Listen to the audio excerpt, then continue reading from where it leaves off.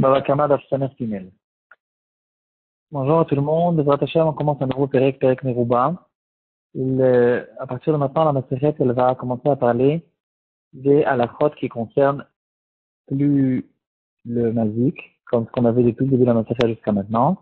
On va parler maintenant du voleur. Il y a, comme on le sait tous, deux sortes de voleurs, minimum. Le Ganav, le Gazlan. Et la Gemara nous dit, donc déjà dans le bas précédent, on va voir déjà, on aura maintenant plusieurs topics de drashot. Et la Gemara, elle parle du paiement qui s'appelle Tashlum et Kefel, qui se fait que par le Ganav. Celui qui vole en cachette, il a un paiement, quand il va payer, il devra payer le double de la somme qu'il a fait, et ça s'appelle Tashlum et Kefel, c'est un pasouk qui a été donné spécialement sur le Ganav. Aujourd'hui, on va s'attarder sur une halakha qui concerne tout ce qu'il en est des billets d'argent, des pièces, des billets qu'on a aujourd'hui. Est-ce que c'est considéré comme de l'argent? Est-ce que la Torah, elle reconnaît ces choses-là comme de l'argent? Ou bien non, c'est pas vraiment considéré comme de l'argent. Ça a peut-être une certaine valeur parce que les gens, ils considèrent cette chose-là comme étant quelque chose de valable, mais pas pour toute la halakha, c'est considéré comme de l'argent. On va voir deux nafkaminot là-dessus, une marquette en est possible, un sujet qui peut nous concerner aussi à propos de Pidyon Abel. La Gemara, elle fait une rachat du pasouk al kol dvar pesha, al shor al chamor, al pe, al salma, al kol yishalem shneim lereu. J'ai plus le pasouk devant moi, en tout cas, le pasouk qui dit que le ganav, le voleur en cachette, il doit payer le tashlum kefel.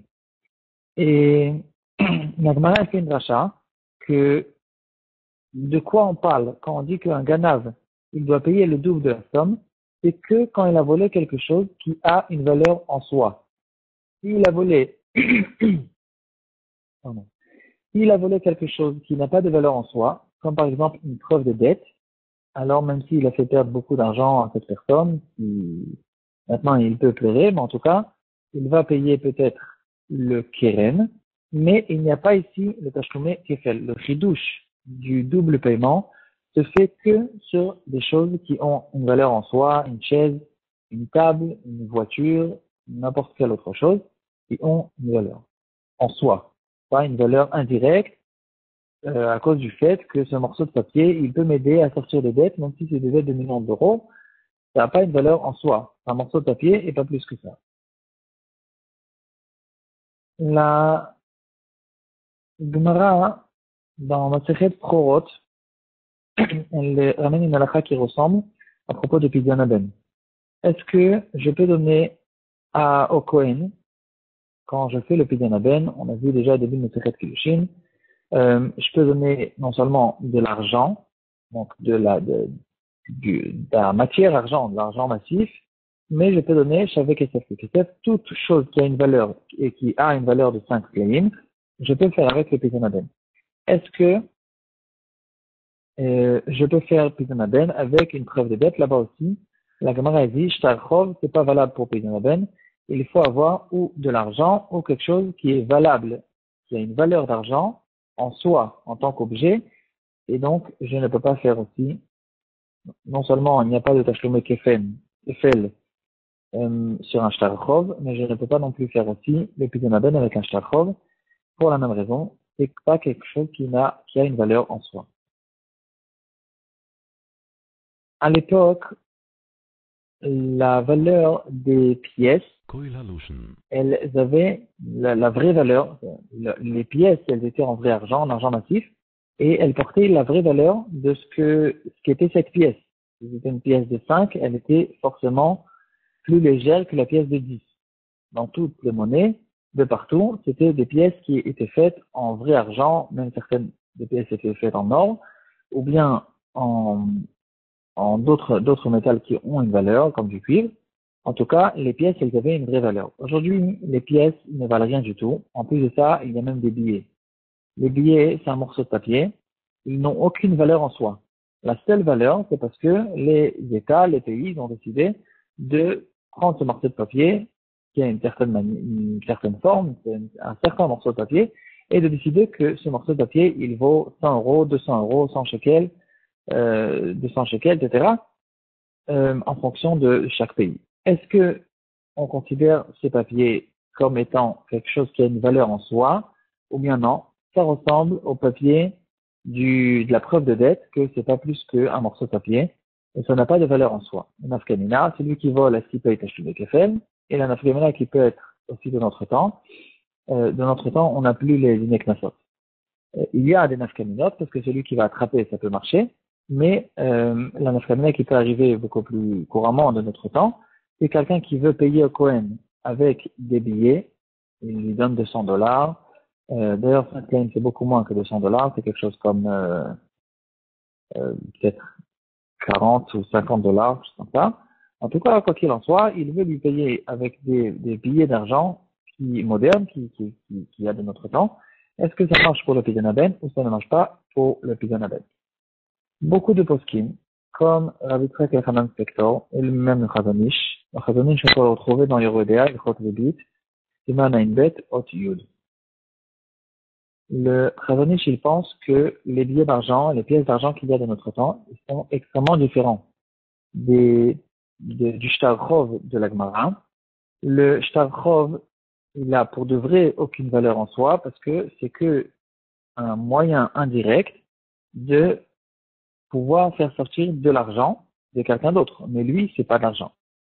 Le billet de $100 que je tiens dans la main, c'est un billet que je peux aller dans le marché, je peux aller de partout et ça s'appelle de l'argent de partout. Ça s'appelle l'argent, les gens considèrent ça comme de l'argent dans le monde entier. Bien, euh, chaque monnaie en fonction de l'endroit où elle se trouve, en tout cas, de partout. Je peux aller dans tous les magasins, utiliser ça en tant que de l'argent. Après que c'est ça la situation, c'est considéré comme de l'argent en soi et ça s'appelle de l'argent. Il y a les tâches Kefel. On peut faire aussi le Pidyon Ben, c'est considéré comme quelque chose qui a une valeur en soi. Le Khatam Sofer, qui était bien avant, bien sûr, il traite aussi ce sujet. C'est un sujet qui, je pense, qui est arrivé plus ou moins du temps de Khatam Sofer, peut-être un peu avant lui. Les pays qui ont commencé à faire de l'argent qui ne valent rien. Donc dans le Shoot, Rochen Mishpat Siman Kouf Pezaïn, et aussi dans Yoredea Siman Kouf Lamedelet, le Khatam Sofer, il dit que ces billets d'argent, il faut faire en fait la différence entre Pidyon Aben et Tashlume Kefel. Et là, on ne comprend pas pourquoi faire cette différence. Est-ce que c'est de l'argent en soi ou c'est pas de l'argent en soi?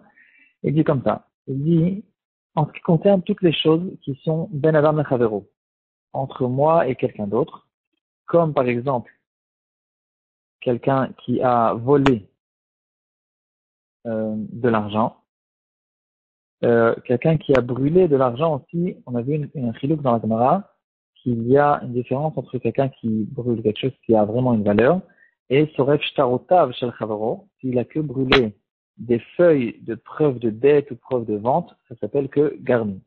En tout cas, il y a des nafkaminot, tout ce qui concerne entre une personne et quelqu'un d'autre, on doit regarder les billets d'argent comme si c'était de l'argent mamache. Comme si c'était quelque chose qui avait vraiment une valeur en soi.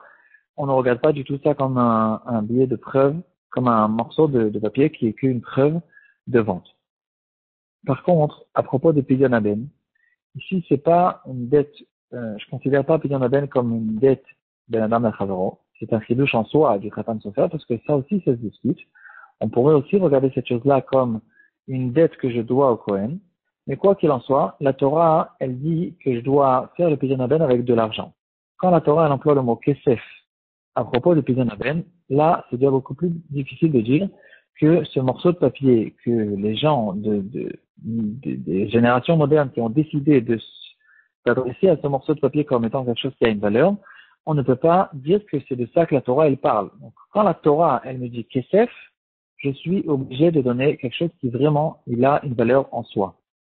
Quand je m'adresse à quelque chose qui est entre moi et quelqu'un d'autre, ici, puisque nous deux, on considère cette chose-là comme d'argent, alors ça s'appelle Kesef, ou au moins avec Kesef, et donc, il y aura la halachot qui concerne Madame Chavro. Ça, c'est le Bochiluk que nous donne le Khatam Sofer. À propos des chèques, là, on se rapproche déjà beaucoup plus de Shtar-Chov. Un chèque, d'un côté, c'est-à-dire puisque c'est un chèque dans la loi, c'est considéré comme, en fait, c'est comme une lettre que j'envoie à la banque et je demande à la banque de faire sortir de l'argent qui se trouve dans mon compte et de faire passer cet argent dans le compte de cette deuxième personne. Donc, c'est pas plus qu'un morceau de papier. Malgré ça, il y a des discussions à propos du chèque dans les poskim. En fait, ça dépend un peu des endroits. Il y a certains endroits où les gens, ils ont l'habitude d'écrire des chèques sans écrire de nom. Et ce chèque, il peut tourner par plusieurs personnes et ces gens l'utilisent.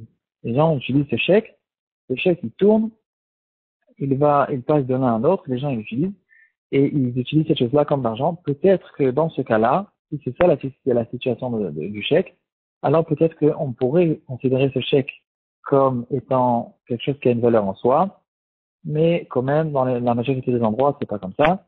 Le chèque, il est nominatif, on le met avec le nom de la personne, et c'est lui qui l'utilise. Et donc, si c'est comme ça, il faut vérifier dans la possible qu'est-ce qu'ils disent exactement à propos du chèque. Peut-être que le chèque ne sera pas considéré comme d'argent, il est lui considéré plutôt comme un shtar.